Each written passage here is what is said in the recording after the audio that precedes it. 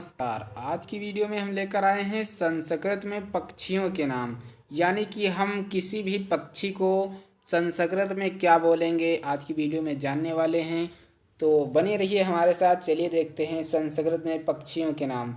जैसा कि ये सीरियल नंबर है यानी कि क्रमांक लिखा हुआ है, इसके बाद ये पक्षियों का जो है इमेज लगा हुआ, इमेज यानी कि चित्र लगा हुआ है। इसके बाद है इनका नाम यानी कि संस्कृत में क्या है, इसके बाद इनका हिंदी में नाम क्या है और इनका इंग्लिश में नाम क्या है। यानी कि आज की वीडियो जो है वह बहुत ज़बरदस्त होने वाली है, क्योंकि आज की वीडियो में आपको तीन चीज़ें देखने को मिल रही हैं। यानी कि संस्कृत में भी नाम आप जान जाएंगे, इंग्लिश में भी जान जाएंगे और उस पक्षी को हिंदी में क्या कहते हैं यह भी जानने वाले हैं। तो यानी कि आज का वीडियो जानते हैं कितना महत्वपूर्ण होने वाला है। तो चलिए वीडियो स्टार्ट करते हैं। जैसा कि कपोत यानी कि कबूतर को आप संस्कृत में क्या बोलेंगे, तो कबूतर को जो संस्कृत में है उसको कपोत बोला जाता है। क्या बोला जाता है, जैसा कि ये कबूतर का चित्र बना हुआ है, कपोत का चित्र बना हुआ है, और ये पिजन मीन्स क्या होता है, कबूतर होता है। तो कबूतर का जो संस्कृत में नाम होता है वो कपोत होता है। उसके बाद जो इंग्लिश में नाम होता है वो होता है पिजन। और ये रहा कबूतर का चित्र। इसके बाद है अगला है उल्लू कह, जिसको हम हिंदी में उल्लू बोलते हैं। यानी कि उल्लू को संस्कृत में क्या बोला जाता है, तो उल्लू कह बोला जाता है। और इसका ये रहा चित्र, उल्लू का ये चित्र है। और इसको इंग्लिश में हम आउल बोलते हैं। क्या, आउल। उल्लू को इंग्लिश में आउल, संस्कृत में उलूकह बोलते हैं। अगर एग्जाम में आ जाए तो उलूकह लिखना है। इसके बाद आता है अगला कौवा।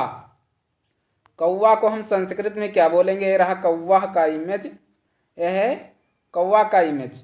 कौवा को संस्कृत में हम काकह बोलते हैं। क्या बोलते हैं, काकह। और इसको हम इंग्लिश में क्रो बोलते हैं। यानी कि क्रो मीन्स कौवा होता है, और कौवा को हम संस्कृत में काका बोलते हैं। इसके बाद आता है गौरैया। गौरैया को हम संस्कृत में चटकह बोलते हैं, और इंग्लिश में इसको हम स्पैरो बोलते हैं। क्या बोलते हैं, स्पैरो। और ये रहा गौरैया का चित्र। इसके बाद है मयूर। मयूर यानी कि मोर को हम संस्कृत में क्या बोलते हैं, मयूरह बोलते हैं, और इंग्लिश में इसे हम पिकॉक के नाम से जानते हैं। और ये है मोर का चित्र। इसके बाद है चमगादड़। चमगादड़ को संस्कृत में हम जातुकह बोलते हैं। क्या बोलते हैं, जतुकह। और इसको संस्कृत इंग्लिश में क्या बोलते हैं, बैट। यानी कि जातुकह हम संस्कृत में बोलते हैं चमगादड़ को, और इंग्लिश में इसे हम बैट बोलते हैं। और ये है चमगादड़ का चित्र, देखिए उड़ रहा है।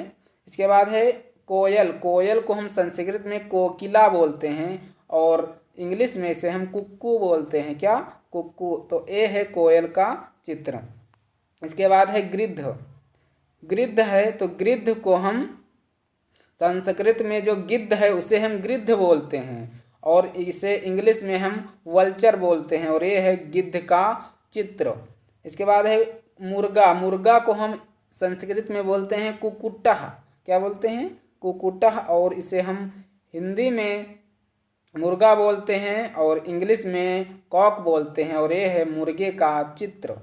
इसके बाद है कुक्कुटी। जिस प्रकार से कुक्कुटह होता है मुर्गा, उसी प्रकार कुक्कुटी मुर्गी होता है। यानी कि इसका स्त्रीलिंग। और इसको हम इंग्लिश में मुर्गी को हेन बोलते हैं और मुर्गा को कॉक बोलते हैं। आपको ध्यान रखना है। इसके बाद आता है वकाह। ये रहा वक का चित्र, यानी कि बगुले का चित्र। सारस।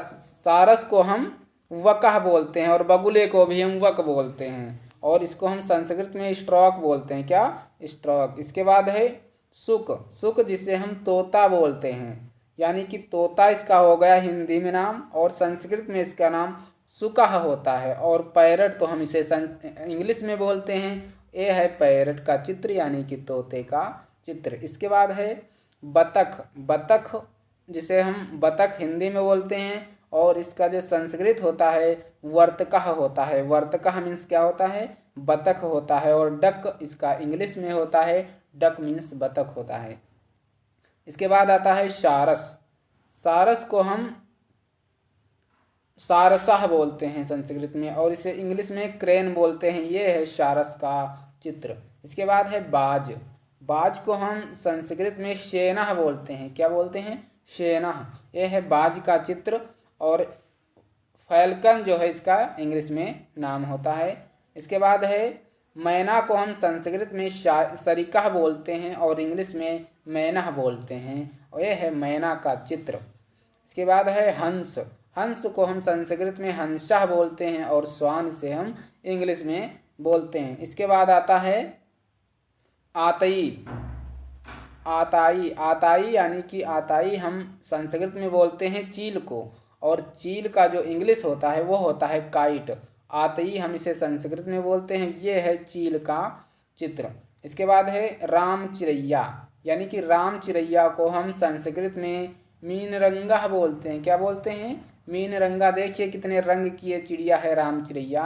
इसको हम इंग्लिश में क्या बोलते हैं? किंगफिशर बोलते हैं। राम चिरैया को इंग्लिश में किंगफिशर बोलते हैं। इसके बाद है टिटहरी, यानी कि टिटहरी इसका हो गया हिंदी नाम, जिस नाम से हम जानते हैं, और इसे संस्कृत में टिटिव भी बोलते हैं। क्या बोलते हैं? टिटिव भी। और इसको इंग्लिश में संस्कृत में से हम टिटिव भी बोलते हैं और इंग्लिश में इसे टिटहरी ही लिखते हैं। ये है टिटहरी का चित्र।